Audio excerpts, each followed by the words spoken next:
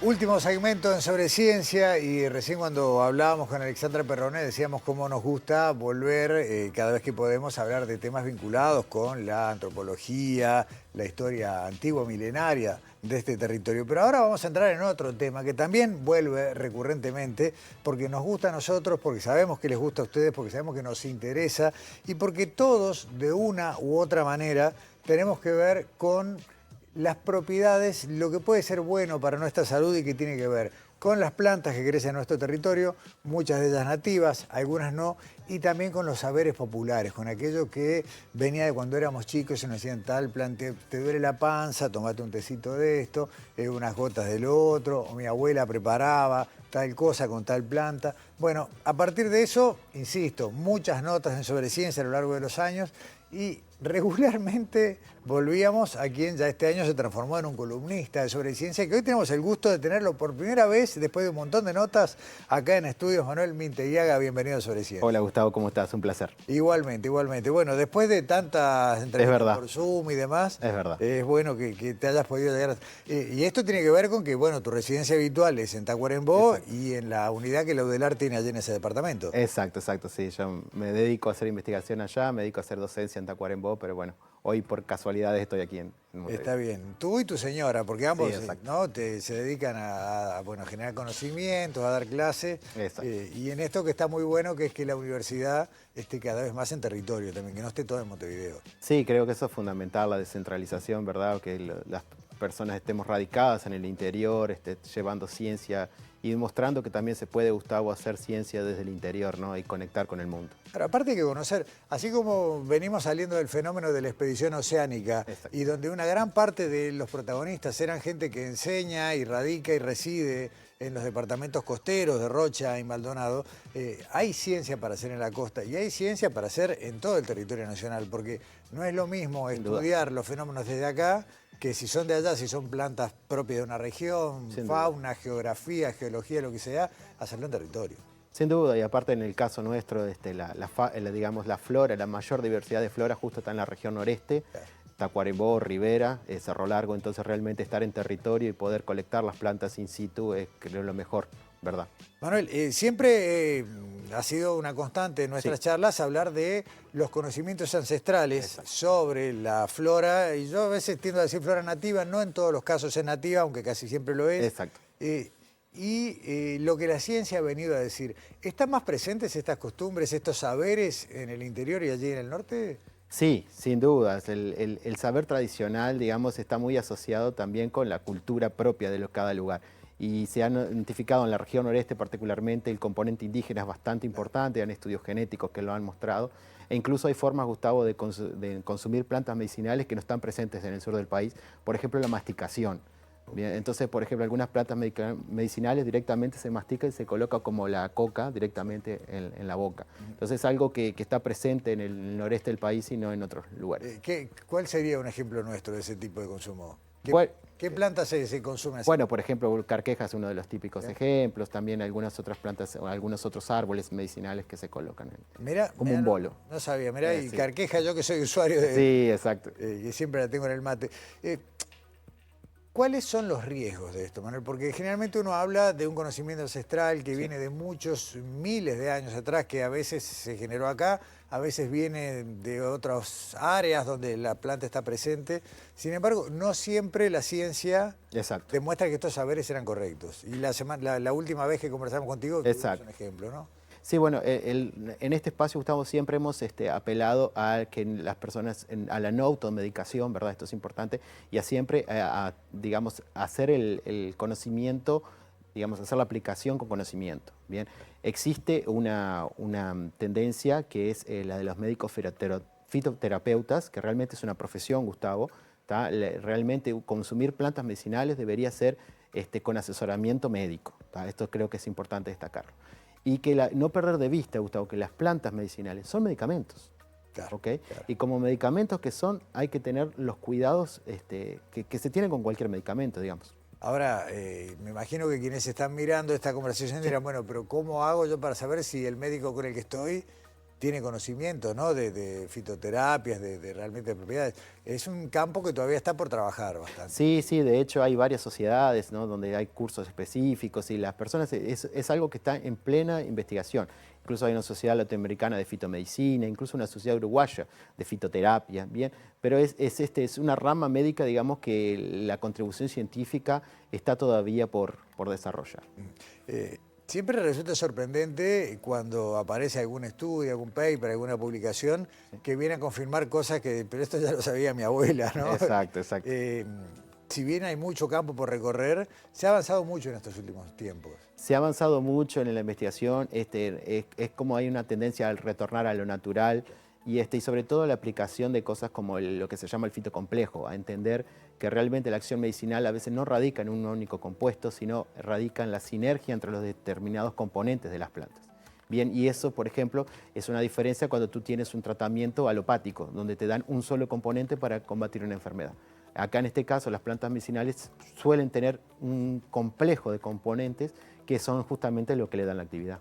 Y a veces cometemos también el error de mezclar distintos tipos de plantas con efectos opuestos entre sí. Sí, sí, sin duda, eso también. Igual en nuestras condiciones nosotros no tenemos la experiencia de mucho de mezclar plantas, como sí lo tiene la tradición china, ¿no? La tradición china tiene, la medicina tradicional china tiene la costumbre de mezclar plantas que supuestamente aumentarían la actividad. Esto que te voy a preguntar no es científico, sino de la observación tuya del entorno, de la gente con la que convives. ¿Cuáles son los 2 o 3 yuyos que más se consumen en el interior? Bueno, carqueja, Marcela, seguro, y después el tercer puesto, bueno, puede ser algo que no es nativo, como el chantén, caléndula también es bastante consumida. Bueno, estas serían como las plantas. Eucaliptos, a veces perdemos de vista que el eucalipto también es medicinal, a veces se hacen muchos vaos con eucaliptos para la constipación. Entonces también es una planta medicinal bastante consumida y no es nativa. Y no es nativa, pero además el eucalipto tiene propiedades, creo que lo que era el ácido vinculado con la aspirina venía del tronco, pero a su vez las hojas tienen otras propiedades diferentes, ¿no? ¿Es algo así? Sí, bueno, en el caso de la aspirina viene de otro, del sauce, no del eucalipto. Perdón, tienes razón. No, en el caso de la propiedad constipante, se ha demostrado científicamente que es el eucaliptol que ingresa por las vías nasales y bueno, y hace limpia, digamos, las vías respiratorias. O sea, el vaho de eucalipto también ya ha pasado por laboratorio. Ha pasado por laboratorio y se ha confirmado la potencialidad. Excelente. Bueno, hoy teníamos, porque en definitiva teníamos una planta para hoy, una de las flores más lindas que uno puede encontrar en el campo, en la naturaleza y en muchas casas también, que es y acá tenemos el primer problema que es el nombre, ¿no? Exacto. El mburucuyá, con MB larga. Exacto, el mburucuyá. Sí, es una especie de la familia Passifloraceae. Bien, el nombre del más normal que están viendo los televidentes es Passiflora caerulea, bien, pero hay un problema con el nombre. Bueno, ¿de dónde viene ese mburucuyá? Es un término tupi-guaraní, bien, que significa el fruto en forma de mate, en forma de cuya, viene de mate, bien, porque justamente el fruto tiene esa forma de mate. Bien, ¿es la misma que le llaman la pasionaria?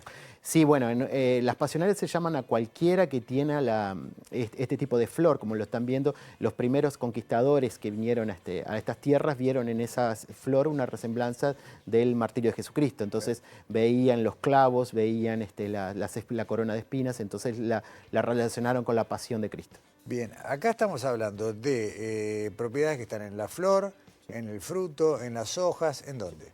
Bueno, en general las propiedades medicinales, básicamente que tiene esta planta, es ansiolítica y sedativa. Bien, esto se ha sido probado por la ciencia, son flavonoides glicosilados que tienen esta acción, algunos se llaman vitexina, vincenina, isorientina, bien, y están básicamente en la hoja y en los tallos aéreos. Bien.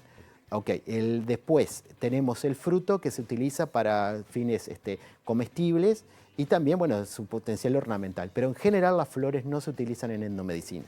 Ok, y el fruto, digamos, solamente como tampoco se le conocen propiedades medicinales. Bueno, en realidad tiene muchísimos flavonoides también, tiene muchísimos polifenoles y una capacidad antioxidante bastante importante. Entonces los jugos de mburucuyá también son muy, muy buenos para eso, para el efecto antioxidante. Vos que has estado también estudiando en Brasil y Sí, que tenés un poco todas las culturas transfronterizas, a veces decimos maracuyá, exacto. tomamos jugos de maracuyá. ¿Es exactamente la misma planta? No, no es exactamente la misma planta, es del mismo género, Gustavo. Son 400 especies de Oh, pasiflora que existen, bien. Brasil tiene más de 150 y es importante destacar que no es solo de esta región los maracuyás o las pasifloras. También crecen en África, también crecen en Oceanía, también crecen en Asia, pero el 95% son sudamericanos. Y los maracuyás, los que consumimos y sabemos de Brasil, son otras especies. Por ejemplo, Passiflora edulis es el maracuyá cedo que le dicen, es el maracuyá más común en los helados, en los jugos. ok. Y después hay un maracuyá que es el dulce, que también se utiliza en algunas preparaciones. Pero este particularmente en Brasil se utiliza muy poco. También se le dice maracuyá laranja, o sea, maracuyá anaranjado, pero tiene realmente poca aplicabilidad comparado con las demás. ¿Cuántas especies tenemos reportadas para Uruguay?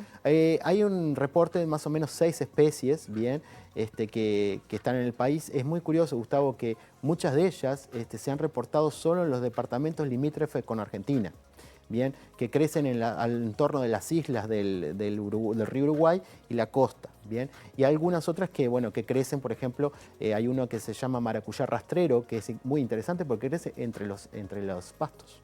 ¿Y puede ser que ese después, si encuentra dónde treparse, termina siendo enredadera o solo crece en el piso? Bueno, ese particularmente es rastrero, Ajá. pero este particular, la Passiflora caerulea, sí es una enredadera que, bueno, que justamente se trepa. Ahí lo que están viendo los televidentes es el zarcillo, bien, y se adhiere mucho a las cercas, por ejemplo, a los alambrados, y es lo más común de verlo en No, nuestro aparte país. cuando se pone tupida y florece es bellísimo.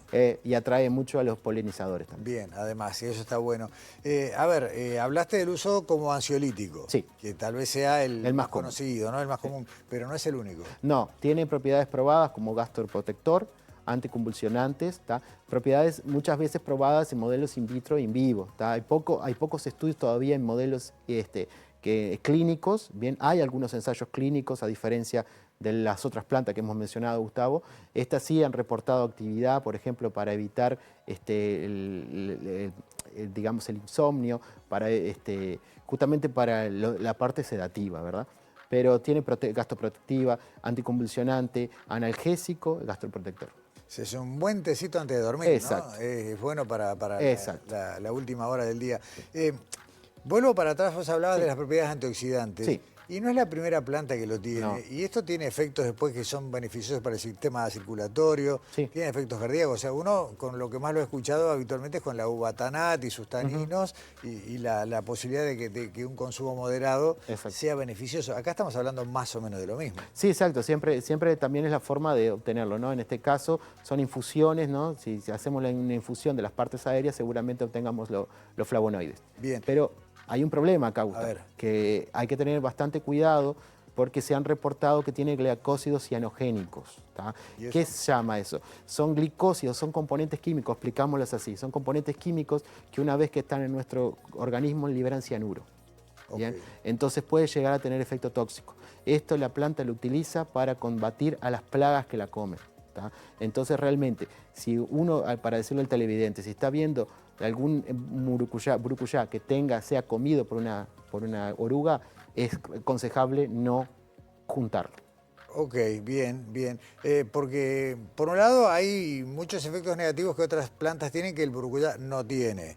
Pero acá hay que tener entonces precaución. Sí, precaución sin duda, se han demostrado la presencia de estos componentes, sin embargo está también presente esta especie en la farmacopea argentina y eso es bueno decirlo, ¿tá? Entonces reconociendo las propiedades sedativas, pero realmente los estudios de toxicidad hasta ahora son muy incipientes. Hay cápsulas también, ¿no? Hay cápsulas, exacto, muchas veces compuestas por más de una planta medicinal. Bien, Gustavo, por ejemplo, es muy normal combinarla con melisa officinales, bien, que conjuga el efecto sedativo, ansiolítico con el efecto gastroprotector. Entonces eso es bastante beneficioso.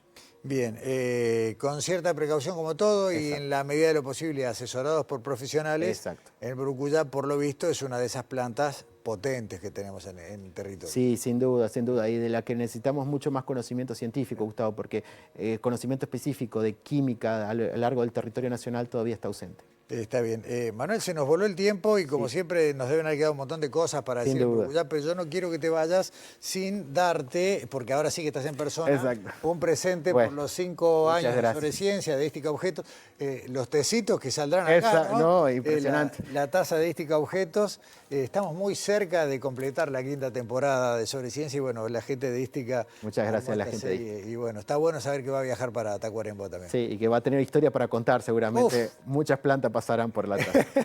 Gracias, Manuel Miteguera. Por favor. Nos vemos por Zoom antes que termine el año. Exactamente, nos vemos por Zoom antes, Hasta con otra pronto. especie.